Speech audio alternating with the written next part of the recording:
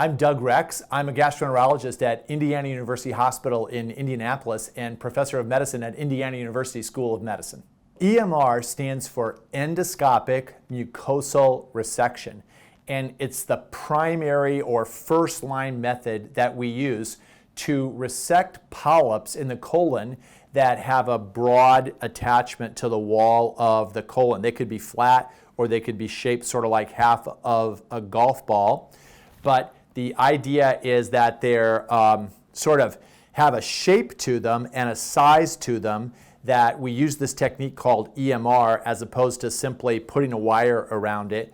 And all it means really is that we are going to first inject fluid underneath the polyp. So the polyp, which is a lesion that can grow and turn into cancer, so we want to remove it so it can't do that.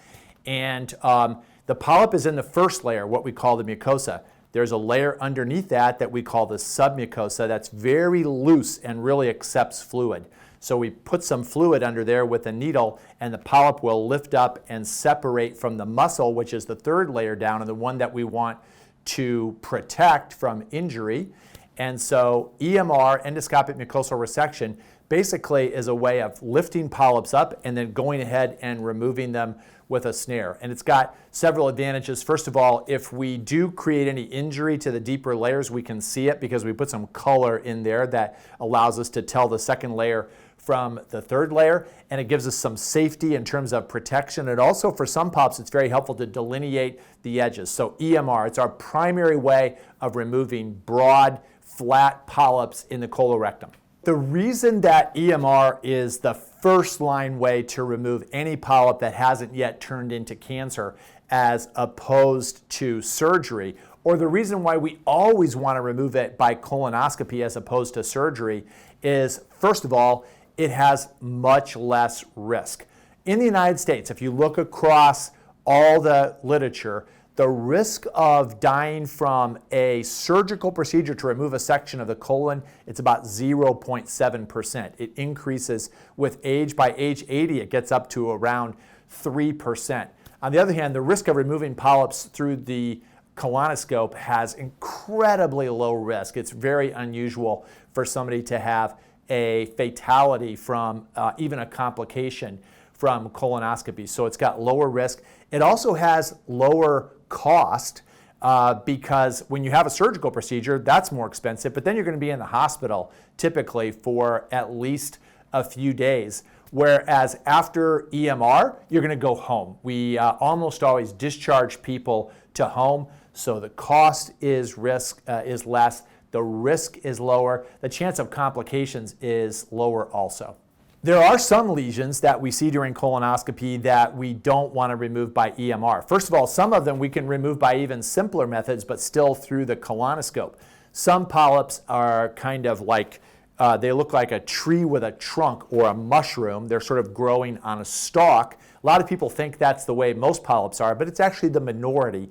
They're pretty easy to remove by just cutting through the stalk. And a lot of them are small enough that we don't really have to raise them up on this mound of fluid. So, but for the broad flat lesions, we would like to remove them by EMR or another technique called ESD, which stands for endoscopic submucosal dissection, unless we're already sure from looking at the lesion that it's got cancer in it, in which case it's better oftentimes for the patient to go to surgery. It really depends on how deep the cancer has spread into the lesion. So if we have a really clear indication from the appearance of the lesion that it's got cancer in it, then often the best thing to do is to just take a biopsy sample and then have a surgical procedure to remove it. So EMR can't do everything, but the important thing is that it can remove almost everything that's benign, no matter how big it is, and that's going to save the costs and risks of surgery. There are several advantages to having EMR over surgery. First, the lower cost and the lower risk compared to surgery. Because when we do EMR, we often, for a very large polyp, we take it off in pieces. There's a very small chance that we won't get it all. It'll look at the end of the procedure like we have it all, and we can't tell for sure, but a very small percentage. With our current techniques, usually it's less than 5%, we'll have a little bit of the polyp come back. So usually at around 6 months or a year will want to come back, take a look, examine the scar, see if any little nubbin, any little nest of cells manage to survive and grow back as a polyp, and then take care of it while it's still really small.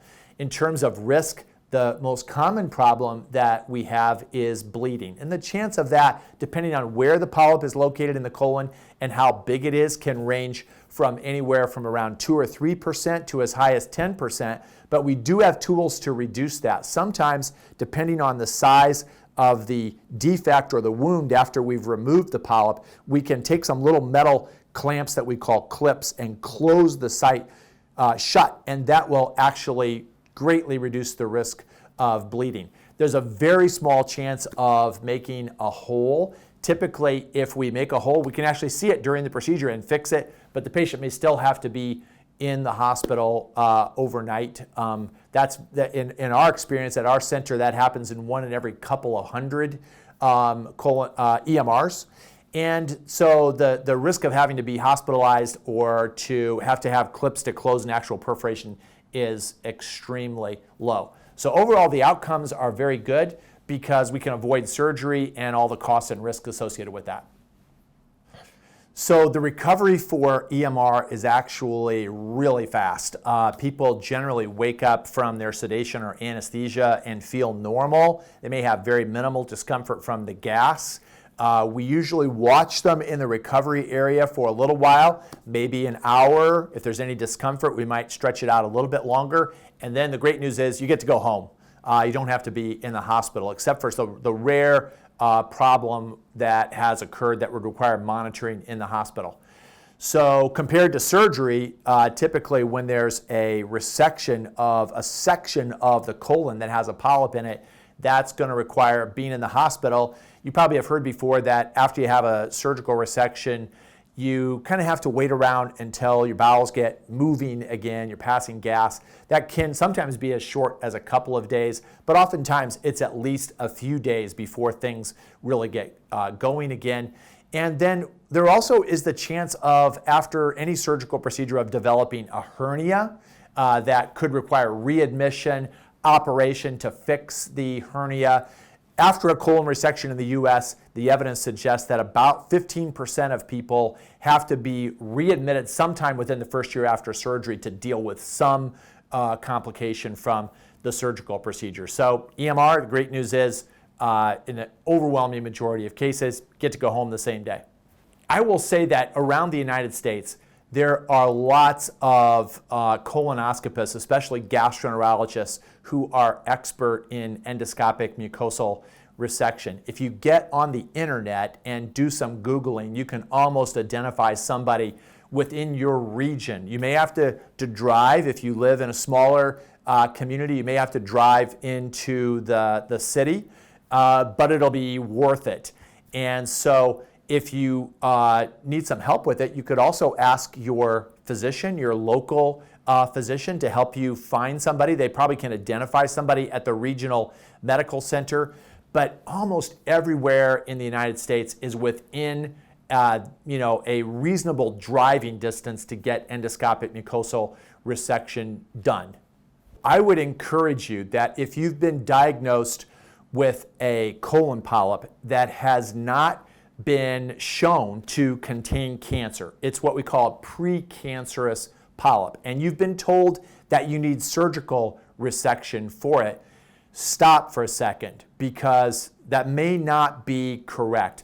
Right now in the United States, we think there are in the range of 300,000 surgical procedures performed annually to remove a polyp that hasn't turned into cancer yet.